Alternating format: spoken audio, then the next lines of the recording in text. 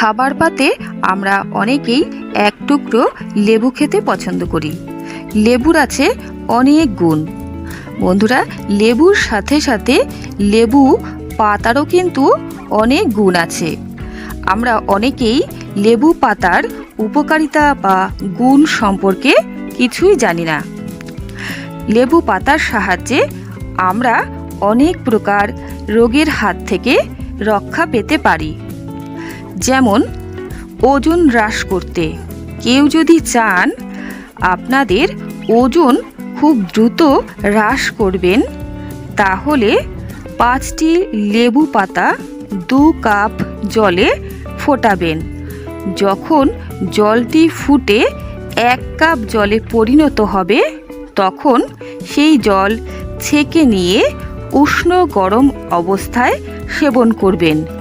নিয়মিত যদি এটি সেবন করতে পারেন, তাহলে আপনাদের ওজন খুব দ্রুত হ্রাস পাবে।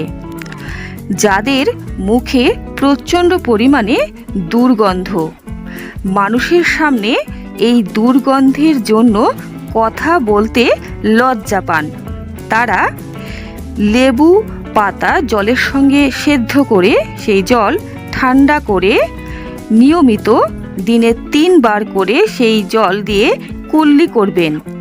নিয়মিত যদি এইভাবে কুল্লি করতে পারেন, তাহলে কিন্তু আপনাদের মুখের দুর্গন্ধ একেবারেই চলে যাবে।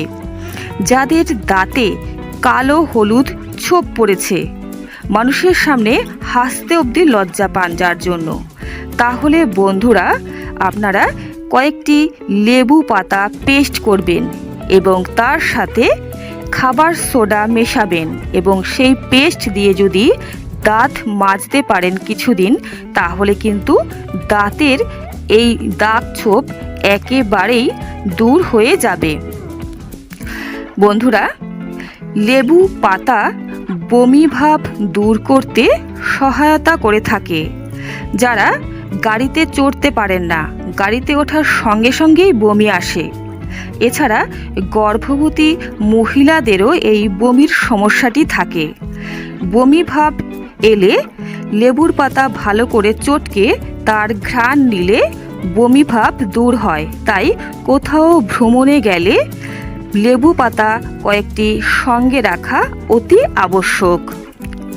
লেবু পাতা চুলকানি দূর করতেও কিন্তু সহায়তা করে থাকে। কচু জাতীয় কোনো খাবার, যেমন কচুর শাক, কচুর লতি, গাঁটি, ওল কচু, যে কোনো কিছু যদি রান্না করে খেতে যান, তাহলে অনেকেরই কিন্তু গলা চুলকায় প্রচণ্ড পরিমাণে। বন্ধুরা, রান্না করবার সময় যদি লেবু পাতা টুকরো টুকরো করে রান্নার মধ্যে দিতে পারেন, তাহলে কিন্তু খাবার সময় একেবারেই গলা চুলকবে না, চুলকুনি ভাব একেবারেই থাকবে না। তাহলে বন্ধুরা, আপনারা নিশ্চিন্তে আপনাদের স্বাদের খাবারগুলো খেতে পারবেন। বন্ধুরা, আমার চ্যানেলটিকে সাবস্ক্রাইব করে রাখুন নিয়মিত গুরুত্বপূর্ণ আপডেটগুলো পাবার জন্য। আপনারা সকলেই লেবু পাতা সঠিকভাবে ব্যবহার করে বিভিন্ন প্রকার প্রবলেমের হাত থেকে রক্ষা পান, এই আশাই রাখছি। আজকে এই পর্যন্তই। সকলে ভালো থাকবেন। নমস্কার।